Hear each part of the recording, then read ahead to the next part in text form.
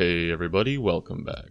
We last left off minigame teleporting to Soul Wars so we could take the portal to Edgeville, and now we're going to head to the bank to grab some things out to head to Ardougne to do a series of quests. But that does require taking the lever system through the wilderness to get to Ardougne, so if you're worried about potentially dying during the few seconds you'll be in the wilderness, instead of pulling out the following items, just grab some wines and then detour in Ardougne to withdraw the items.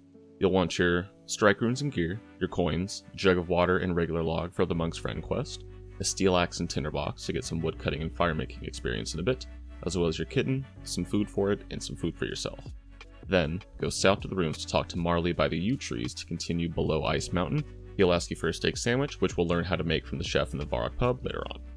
Then go to the lever nearby, and if you're not on one already, hop to a low population world and wait for a moment to see if there's anyone running toward the lever from the bank. Or, if you have a clan member or another member's account and want to be extra safe, you could scout the area beforehand in case someone is waiting on the other side to attack people. It's less common than it used to be because there's other hotspots, but it's still a potential risk, though hopefully our combat level provides a little extra protection there. When you're ready, take the lever to the wilderness, then take it again to Ardougne, which satisfies a wilderness easy diary task, then take the lever 2 more times to go back to the wilderness and back to Ardougne to satisfy an Ardougne easy diary task. Go south to the house with the quest icon and talk to Cyril Carnelian to start his Zeal Cult. Continue south across the bridge and pick up the purple die along the way for the Recipe for Disaster Goblin General subquest, and then talk to Brother Kojo in the Clock Tower to start the Clock Tower quest. This isn't a huge quest, in fact it only gives 1 quest point and 500 GP, but we can overlap practically every step with the other 2 quests we're doing here, so we're going to do it here. Go downstairs to the room with the 4 doors, then go through the red door, run past the ogres, pick up the red cog, and come back the way you came. Head upstairs and find the red spindle and put the cog on it. You can only have 1 cog in your inventory at a time, so we have to come back each time we get one. Leave the clock tower and go southeast to the cave and talk to Clavette inside of it to continue his Zeal Cult. Then continue southeast to the monastery and talk to Brother Omad to start the Monk's Friend quest. Head back west the way you came, and southwest of the clock tower you should see a clearing, and when you walk within that clearing, a ladder will appear. Head down it, follow the first path south, pick up the blanket, come back the way you came. Then go north across the bridge you passed before, pick up another purple die along the way, this time for Gos Ahoy, and turn the valve you see to the right. Then cross the bridge on the way back and turn that valve you see to the right. Go back east, and between the clock tower and the cave is another valve. Turn that one left. Return southeast to the monastery and talk to Brother Omad to give him the blanket, then head north and turn that valve by the road you see to the right. Go north again to Brother Cedric by the well and sober him up with a jug of water and give him some logs to repair his cart, and pick up the bucket nearby, fill it from the well because we're going to use it for the clock tower quest. Head downstairs to the northeast and follow it to the end, and then pick up the blue cog and then go up the ladder and return to the clock tower to put the blue cog on the spindle. Go back down to the basement where you got the red cog, but this time go through the black door. Follow the path east to the lit fire area, use the bucket of water you got on the black cog and then pick it up, go back and put on the black spindle in the basement. Then head back to the room and go through the white door. Grab the rat poison you see on the way, then use the left lever to open the cage, use the poison on the trough, and then once they die, go through the gate to get the white cog. Head up the ladder nearby, go back to the clock tower, and put the white cog on the white spindle on the highest floor. Go down to talk to Brother Kojo to finish clock tower, gaining 1 quest point and 500 GP. Then leave the clock tower and go northeast on the north side of the fence to turn the final valve to the right. Return south to the cave where you talk to Clavette, and talk to him before taking the raft. Follow the path to the end and kill Elamini, who's got 25 health and can hit a max hit of 2 for the Carnelian armor. Then take the raft back before returning to the Carnelian house. Talk to the butler, and then Cyril again upstairs. Search the cupboard to the east to find the evidence to turn in his Zeal Cult, gaining 1 quest point, 2k gold, 1500 thieving experience, which should be around level 11 thieving, and 5 kudos, which we'll talk more about later. Return southeast to the monastery and talk to Brother Omad to finish the Monk's Friend quest, gaining 1 quest point, 8 law runes, as well as 2000 woodcutting experience, bumping us past the requirements so we can use our steel axe. Now is the time for some early woodcutting and firemaking, because this is the easiest and fastest way to get level 30 firemaking so that we can do the Sea Slug quest, which will bump us up to level 24 fishing, opening up a few new paths. To the northeast of the monastery is a grove of regular and oak trees. Note that there are also a bunch of imp spawns nearby, so if you're a poor sucker who still needs their beads, kill them as you wish, but save at least 200 casts for the fight arena, Gnome Village, and Grand Tree boss fights coming up. At the Grove of Trees, chop and burn 61 regular logs, then switch to cutting oaks and continue burning 183 oak logs until you get to level 30 firemaking for the Sea Slug quest. By the end of this, you should be just over level 27 woodcutting, which unlocks the Dugout Canoe, opening up the home teleport to Canoe to Champions Guild route if you want to go to Varrock or get a new kitten when you want to avoid using a Chronicle card. Though shortly on, we should be at a point where we're not hurting too bad for money, and 150 GP Chronicle card isn't that much. Before leaving, keep at least one log or oak log so we can make a fire in a moment. Now head northwest through the zoo to the general store to purchase a pack of water-filled vials for herb lore and various quests coming up, and then fill your inventory with balls of wool. Specifically, we need 3 for Prince Ollie Rescue, 1 for Enlightened Journey. Currently, any extras will be used to make amulets in the short future, and then in the long run we need 20 for Sheep Shearer, but it's a low priority quest and we can always acquire them later once we have sufficient funds. Now cross the street to the north and pray at the chapel to satisfy an Ardougne Easy Diary task, then head southeast to Probita's shop and check your pet stock to satisfy another Easy Diary task. Head east to the bank and outside of it, light the fire with the log you kept, then deposit your inventory before pulling out a silk, 1 swamp tar, and 1 pot of flour. Combine the swamp tar and pot of flour to make swamp paste, then deposit the pot. Bake the swamp paste over the fire, which cannot be done on a range, hence why we have the fire, and go northeast to the market. Talk to the silk merchant and offer him 120 gold for the silk, then haggle down to 60 gold for another easy Ardougne Diary task, and then go to the northeast bakery stall and stand on top of the baker to avoid being caught by him. Thieve cakes until you get at least 50, which is about 3 inventories, to supplement our wine stock. Keep in mind, the weight of 1 wine is equal to 5 cakes. Drop any slices of cake or chocolate cake you get, but also keep whatever bread you need for future quests. Specifically, 10 for Death Plateau, 1 for RFD Goblins, 1 for Merlin's Crystal, 1 for Below Ice Mountain, and I suggest getting a few spares for backups. After your last inventory of cakes, go to the bank and pull out your coins, small fishing net, the swamp paste you made, and at least 2 cakes for safety. Now head east along the docks into Witch Haven and then northeast to the fishing shop there. Purchase 1 lobster pot for future fishing purposes, and a feather pack for 200 GP for various quests and future fishing. Now go northwest to the quest icon and talk to Carolyn to start the Sea Slug quest. From here, follow the quest helper, quick guide, wiki, whichever you want, all the way to completion. But while you're at the platform, fish at the small net fishing spot, which is a medium Ardougne Diary task, and pick up any rope you see on your path, there should be 4 or so, to have spares for various quests. Once you're done, turn in the Sea Slug quest, getting 1 quest point, 7175 fishing experience, which as I mentioned is level 24. That allows us to do the fishing contest quest, and that allows us to use the fishing trawler minigame teleport to Port Khazard, which is south of Ardougne, required 16 fishing, and it's helpful for getting back to this area before completing the Ardougne Easy Diary and getting that cape. Go back northwest to the market and once again, fill your inventory with cakes before going northwest to the bank.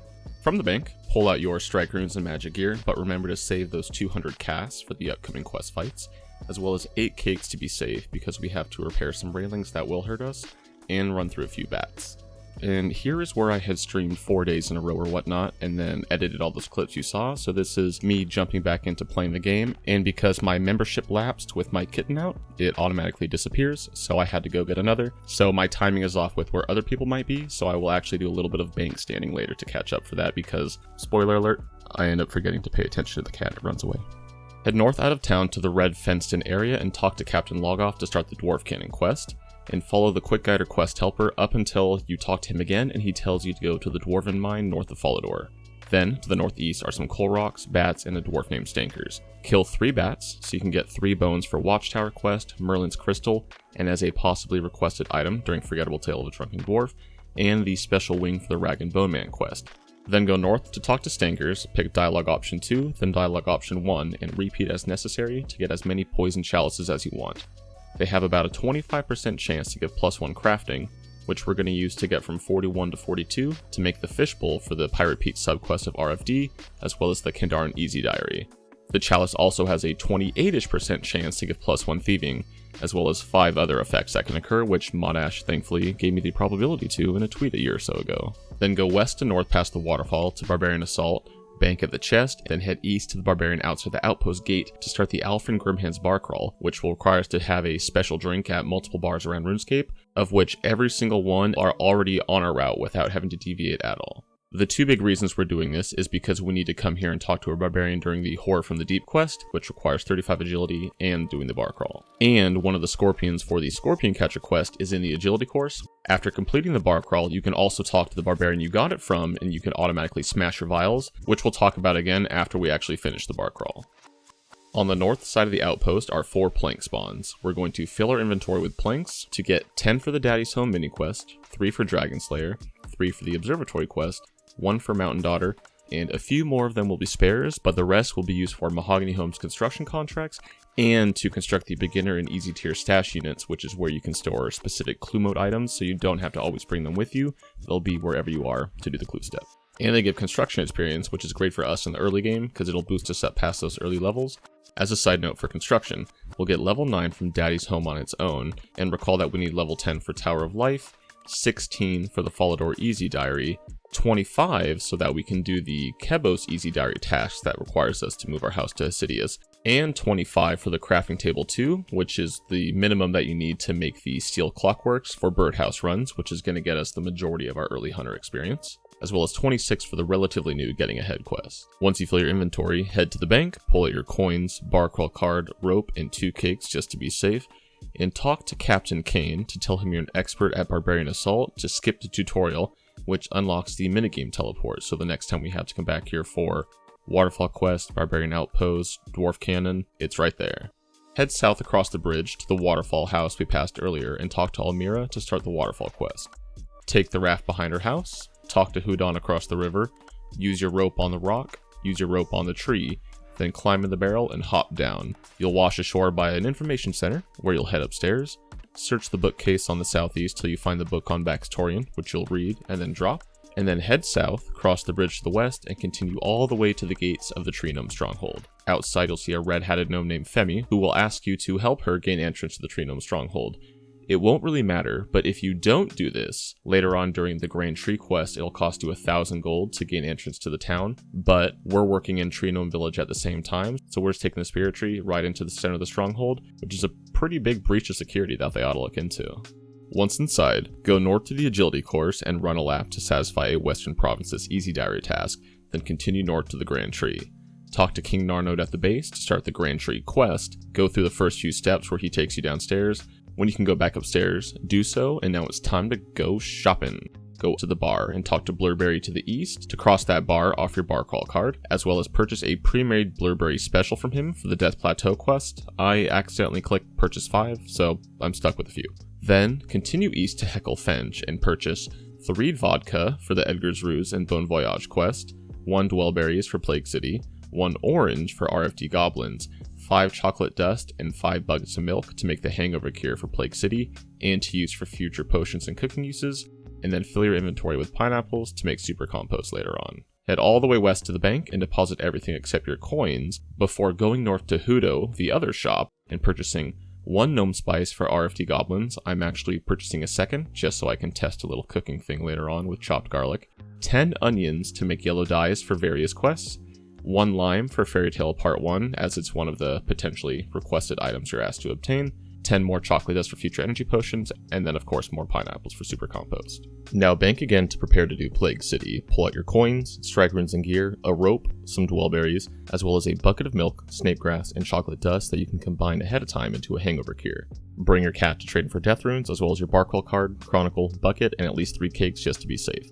Go to the building in the northwest of Ardougne and speak to Edmund in the backyard to start Plague City. From here, follow the wiki or the quest guide helper the full way through, but when you're inside West Ardougne, go west from the main area to find a civilian, use your cat on them for 100 death runes, then in a bit, we'll chronicle to get another.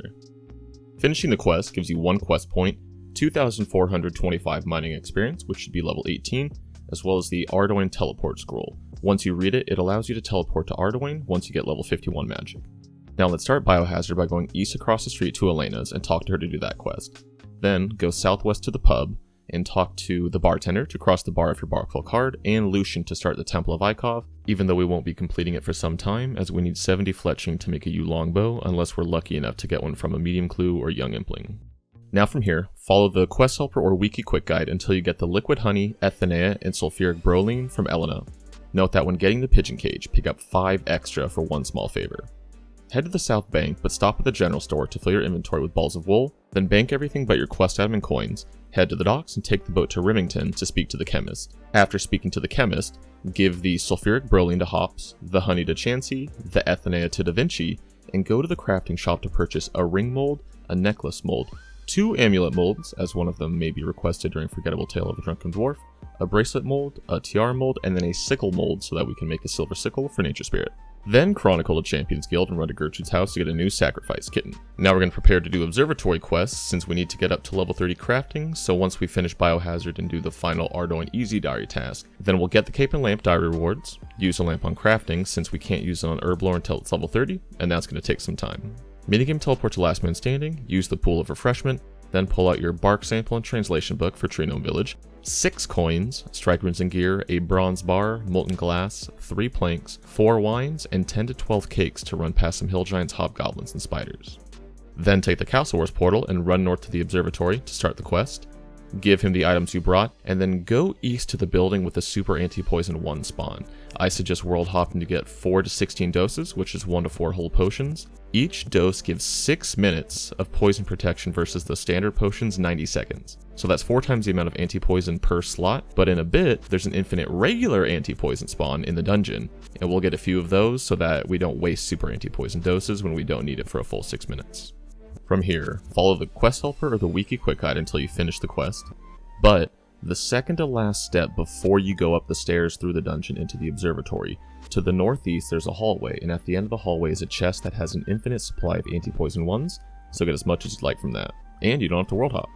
Finish the last step in the observatory quest and turn it in, getting 2 quest points, 2250 crafting experience, bumping us up to level 16, an extra reward based on your constellation. I got a maple longbow, as well as 5 more kudos. Minigame teleported to Last Man Standing, refill your run energy, then take the portal to Castle Wars. Bank your anti-poisons and observatory quest rewards, get more food if needed, then continue on. Go northeast, cross the bridge, and head south into the Gnome Village maze. And I think we're gonna call it there. Next time we'll continue the Waterfall Quest, do the entirety of the Gnome Village quest, do the Fight Arena quest, continue Grand Tree quest, and get a bunch of stuff from Anil. Thanks again for joining everybody, see you next time.